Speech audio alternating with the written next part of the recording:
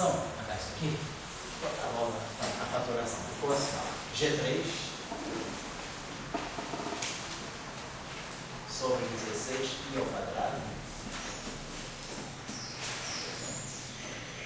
então, menos 11 mais 2/3 do número de fleios. O número de fleios seria o número de campos de matéria, certo? Por 430. Certo? Oi? Não, esse é aquele. É uma aula extra do outro curso. Então, observem aqui que esse valor aqui seria puro Young Mills. Isso aqui é Young Mills sem matéria.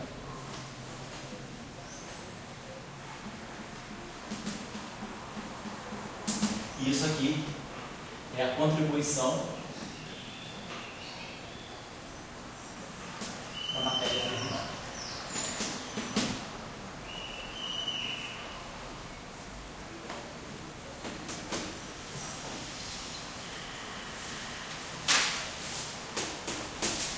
Então, o que a gente observa é que, se eu tiver só Young Mills, irremediavelmente a função beta é negativa, que é justamente o sinal da liberdade assimptótica. Se eu tiver matéria, eu posso sempre, eu devo ter o número crítico de campos de matéria para manter a função beta negativa, eu teria que ter um número de flavors, né, menor do que 33 meios. Ou seja, se eu tiver menos do que 16 flavors, né, se o NF for ainda dá na negativa. Então, se eu tiver um número muito grande de campos de matéria fermiônica, aí a matéria fermiônica ela puxa a função beta para cima. Mas enquanto eu tiver dominação do Young Mills, o Young Mills ele dá uma constante de acoplamento, dá uma função beta negativa. Então, é aquela discussão que a gente já tinha feito. A função beta, né, ela vai ter essa característica aqui. Então, essa região aqui, quer dizer, o beta negativo, o beta nulo, que é a constante de acoplamento zero, né, para beta igual a zero, é justamente um ponto ultravioleta estável. Porque se eu estou numa constante de acoplamento grande e começo a aumentar a energia, eu tenho que diminuir a constante de acoplamento, vou diminuir. Aumentando muito a energia, eu diminuo a constante de acoplamento. Então, constante de acoplamento muito pequena é típico de energia muito grande. Porque a função beta é negativa. Então, é crucial nas teorias com liberdade assintótica, né, a função beta ser negativa. Isso é sinal de liberdade assintótica. Então, é sinal de que, no fundo, a gente consegue ver isso daqui, né, DGTI. Se isso aqui é negativo, à medida que eu aumento a energia, eu diminuo a constante de acoplamento. Então, maior a energia, menor a constante de acoplamento. Então, a função beta negativa, ela te garante esse comportamento de liberdade assintótica. Então, no caso do Young Mills, eu tenho que ter controle. Claro, no caso da física de quartos, eu tenho 6 quartos. Né? Hoje em dia, no QCD, nós temos as 3 gerações, cada uma com 2 quartos. Então, na verdade, nós temos o U, o D, o C e o S. Então, nós temos T e D. Então, nós temos 6. Né? Então, nós estamos ainda dentro do regime em que a constante de acoplamento é negativa. Agora, se eu tivesse um número excessivo de quartos, aí a gente já começaria a puxar a constante de acoplamento para cima. Está avisado que quando você bota mais grupos, se esse número de flavors tem mais liberdade? Mexe no número, eu não sei exatamente o valor. Podemos procurar. Não sabe se aumenta ou não sei. Acredito que deva ser. Faz sentido que ele diminua, né? Que quanto mais correções você inclua, você realmente deve ter um número de flavors baixo. Eu vou procurar ver os cálculos que tem da função beta da QCD, a ordens mais altas. Eu acho que já tem 3 ou 4 grupos até. Acho que tem uns Tarazov lá que eles consideram 4 grupos, parece. Então, é o caso do Young Mills. Young Mills, então, justamente por caudal. Então, se a gente pegar Young Mills puro, nós estamos aqui. E aí a gente garante que, na teoria pura de Young Mills, ela realmente é assintoticamente livre. Eu vou dar um outro resultado interessante que tem aqui, que é o resultado da super Young Mills. Quando eu pego Young Mills com supersimetria, a supersimetria, ela permite uma coisa interessante. Ela permite nós calcularmos a função beta não perturbativamente, quer dizer, a gente tem um cálculo exato da função beta. Esse trabalho foi feito em 1983. Né? Então, se a a gente pegar Super Young Mills, quase acabou, tá? Super Young Mills, N igual a uma supersimetria. Então existe o método, que é o chamado método, usando o cálculo de instantes, né? Esse método, então, vamos dizer assim, então vamos colocar aqui, a Super Young Mills, N igual a 1, ela apresenta um resultado notável.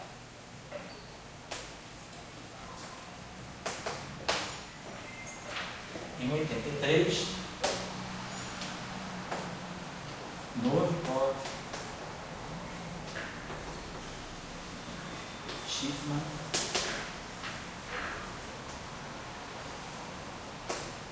Einstein,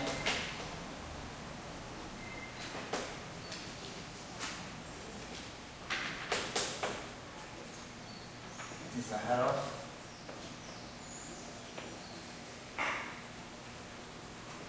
chama isso, ficou conhecido na literatura como Novikov, Schiffman, Einstein, Zaharov, né? Calcularam através do setor de índices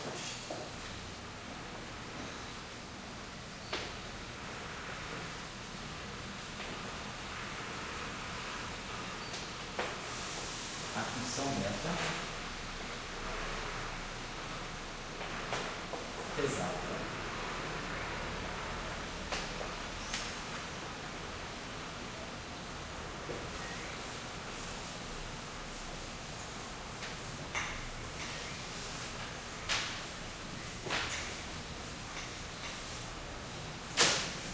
não perturbativa.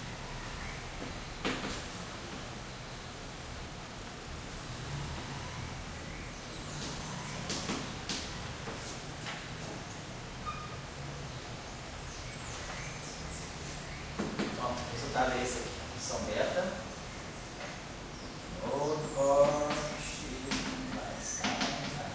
É uma função n igual a 1, superior a 2,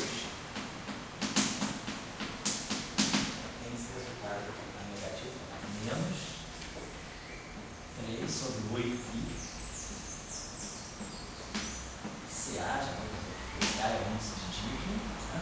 CA, nós já tínhamos visto o que é CA no nosso curso de ano G3, sobre 1 menos CA sobre 16 no quadrado G2. Tá? Bem? Esse CA aqui é aquele resultado que nós já conhecemos, é índice de Dicke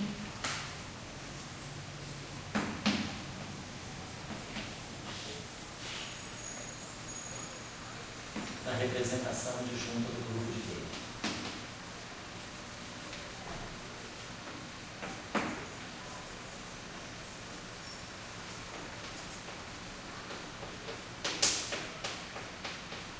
Aqui é esse índice de Dicke, ele é traço do produto de dois geradores. Isso aqui é o índice de Dicke, né, que é de delta. Isso na representação disso. Eu tenho índice de Dicke para cada representação. Na representação de junta, nós chamamos de CA. É um valor. Para SUN, por exemplo, isso aqui vale N. No caso do SUN, o traço de GA/GB na representação de junta é N delta AB.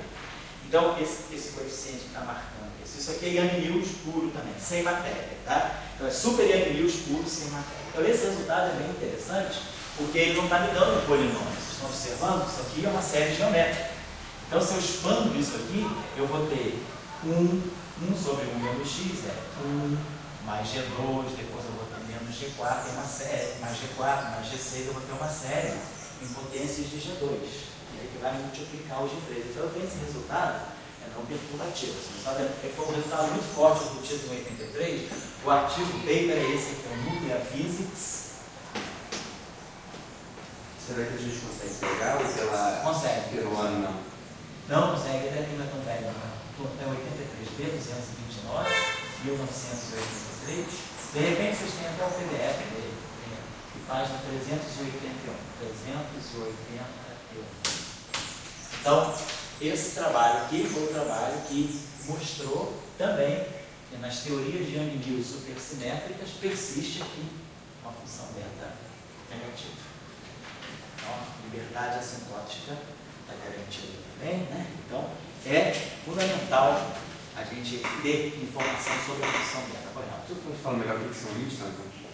Instantons são configurações clássicas, são configurações não perturbativas clássicas das teorias, são soluções clássicas das teorias de Young-Mills, com a propriedade de que nesses instantons, se você calcular o valor da ação de Young-Mills por uma configuração de instantons, ela dá finita. Isso significaria que você teria uma configuração de energia finita. Então, os instantons, porque a questão é, eles são estáveis. Então, quando você quantiza uma teoria de Young-Mills, você pode quantizar as flutuações em torno do vácuo trivial, do zero, ou então você pode quantizar em torno de uma configuração que seja não trivial, mas que seja estável. Você pode flutuar em torno de uma configuração que não seja mínima de energia, que seja estável, flutuação quântica.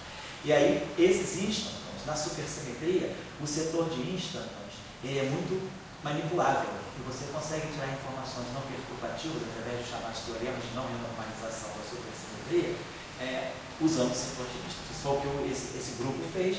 Então eles eles desenvolveram um método de cálculo chamado Instanton Calculus, cálculo de instantons. Com o cálculo de instantons, eles conseguiram tirar uma série de resultados não perturbativos em teorias supersimétricas de Young-Mills. E aí esse resultado foi bastante notado, porque foi a primeira vez que se consegue uma função beta a todas as ordens de forma não perturbativa.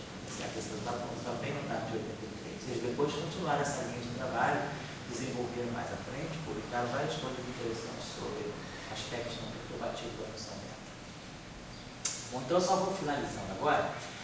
Então, quer dizer, mostrando, né, é importante nós observarmos que a função beta, quer dizer, como o Dória falou, é do infinito que a gente vai tirar resultado físico, mas é justamente porque quando na teoria quântica de campos ela começa a apresentar problemas de infinitude, é o momento onde talvez eu tenha que intervir e fazer algum tipo de interpretação ou criar algum procedimento para aplicar aqueles resultados.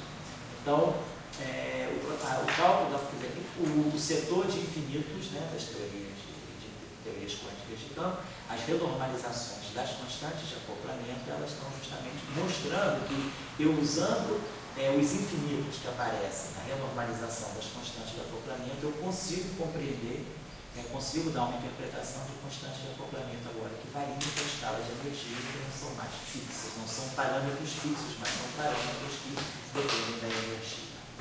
Bom, aí tem um resultado bastante interessante que a gente pode chamar a atenção também, que é o seguinte: se nós olharmos o caso da QED, quando nós tiramos ali, presta para cá, o seu a constante de acoplamento, mas só para fazer um comentáriozinho aqui, no caso da QED, a gente chegou a isso aqui. Observe uma coisa interessante.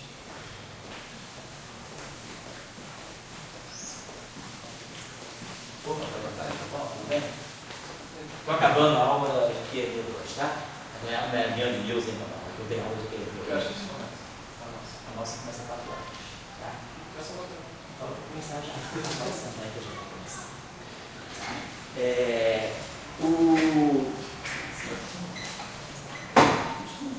A constante de acoplamento, se vocês observarem o que nós observamos aqui, uma escala de energia, no caso daquele, a carga elétrica, ela tem, né, essa a constante de estrutura fina, ela tem esse comportamento aqui com a energia, só para você repassar. Uma escala de energia. Então está aqui. Se nós aumentarmos a energia, nós estamos aumentando esse logaritmo, devagarinho, nós estamos aumentando esse termo, diminuindo o denominador e aumentando a constante de acoplamento. Então, se a gente está aumentando a energia, a gente está aumentando a constante de acoplamento. Isso porque a gente já tinha visto que a função beta daquele é positiva. Então, se Se ela é positiva, isso significa que VE de mi é positivo. Então, aumentando a energia, ela aumenta a constante de acoplamento. Então, é o que vai na contramão da liberdade assintótica. Mas observe aqui uma coisa. Se nós estamos a energias muito baixas, da onde é que vem a função beta da QED?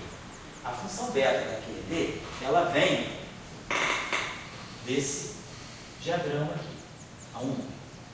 Ou a ordens também superiores. Ela vem da renormalização da polarização do campo, da renormalização da função de onda do fóton. É daí que sai o gráfico, que sai a renormalização da constante de acoplamento daquele, que é a carga elétrica. Esse gráfico aqui, esse processo físico aqui, ele começa a ser relevante para eu poder criar um par de elétron positivo. Eu tenho que ter energias na faixa de 1 F. Então, se eu tiver energias muito abaixo da energia que é o mínimo para criar um par de elétron positivo, basicamente eu não vejo a função beta correr. O resultado desse processo aqui, quer dizer, eu só excito esse processo quando eu tiver com energias maiores, né, do que duas vezes a massa do elétron.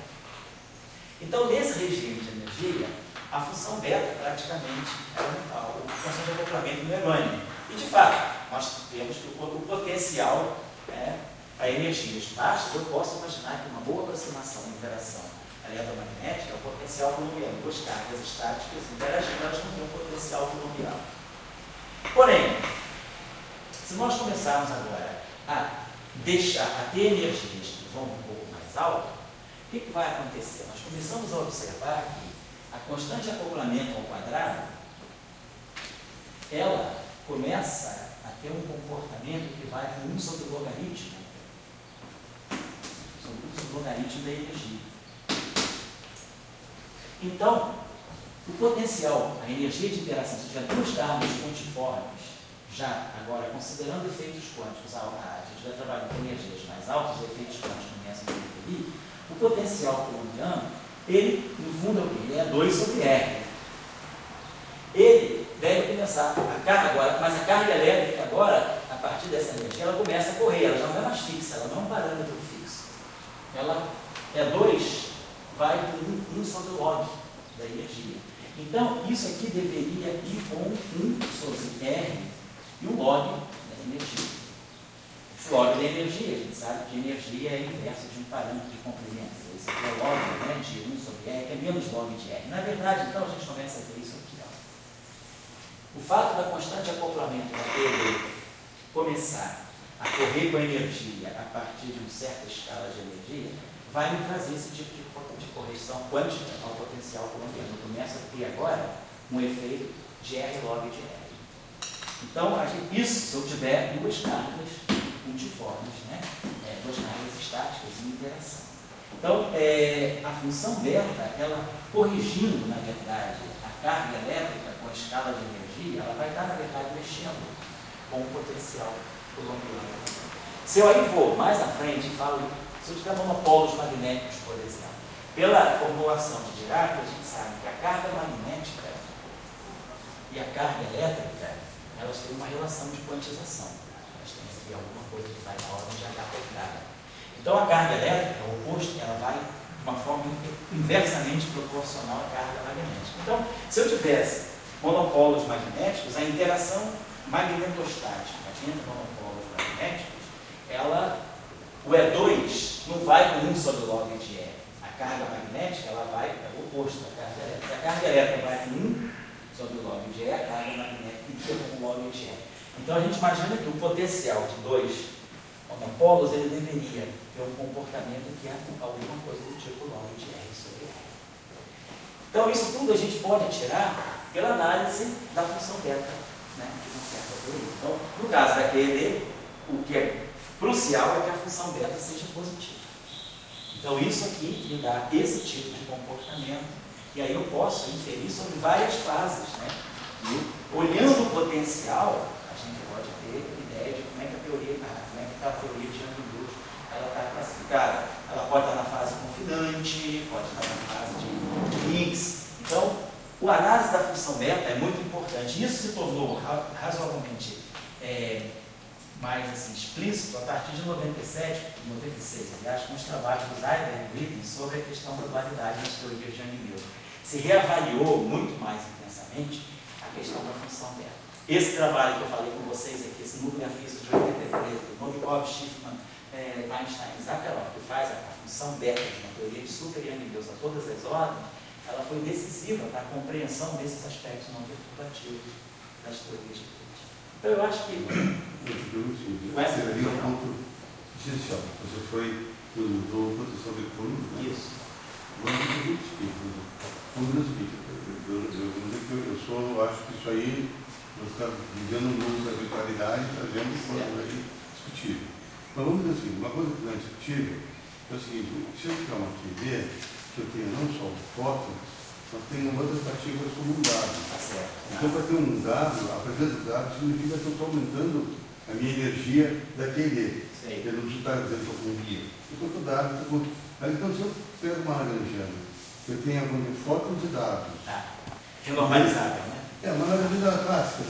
Clássica. E daí tiro o potencial colombiano dela e vejo que a presença daquele dado, daquela outra elemento da equação diferencial, mudou o potencial colombiano. Sim. Eu posso estar obtendo o potencial colombiano desse estilo só porque eu peguei aquela equação diferencial eletromagnética, que era só um fóton lá, eu botei mais coisas nela, e daí eu joguei aquilo, e eu obtive isso aí. E daí depois a questão que eu levanto, se esses não são outros canais, porque você está querendo dizer, por exemplo, do canal seguinte: quando aumenta a energia, vai aumentar a potencial fina, o potencial colombiano. Você está dizendo, olha, tudo foi com o aumento da energia. Agora, será que uma outra pessoa não poderia pensar que quando aumenta a energia, eu estou fazendo um eletromagnetismo com mais campos? E daí, provavelmente, eu vou mudar a minha Ótimo. E os seus campos, se eles forem massivos, você vai estar blindando o potencial colombiano. Claro, você vai alterar drasticamente em relação à dinâmica de massa, sem dúvida. Digamos classicamente. Claro. E com o princípio do unir uma energia mais alta. Por que eu estou botando isso aqui? Não, porque eu não tenho energia, mas a gente parece nessa minha sopa.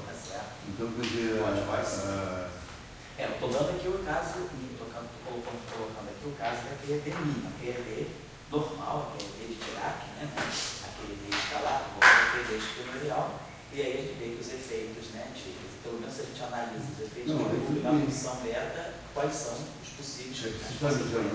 Nós cristãos somos muito educados a desconfiar do diabo, sabe? E o diabo é das equações da física. Dependendo das equações, pode ser. Então é isso aí. Eu diria que eu pararia esse curso de QED por aqui, né? Acho que a gente pode considerar essa a nossa última aula. E fica aí o estímulo. Quem quiser ir um pouco à frente, eu acho que essa discussão das funções beta, a gente continua fazendo as férias agora no período de curso de férias, fazer o curso de grande unificação, eu vou precisar um pouco entrar por essa direção, porque aí a gente vai ter que mostrar como é que a função beta das constantes de acoplamento eletrofrágica e forte, elas convergem para um valor único, né? E aí vai ser importante a gente ter ideia de como é o comportamento, né, da função beta nas teorias de Young-Mills. Mas o que a gente basicamente mostrou hoje que foi importante é que as teorias de Young-Mills têm uma função beta negativa. Eu acho que isso tem que ficar claro. A liberdade assintôtica está ali, a nossa função beta negativa.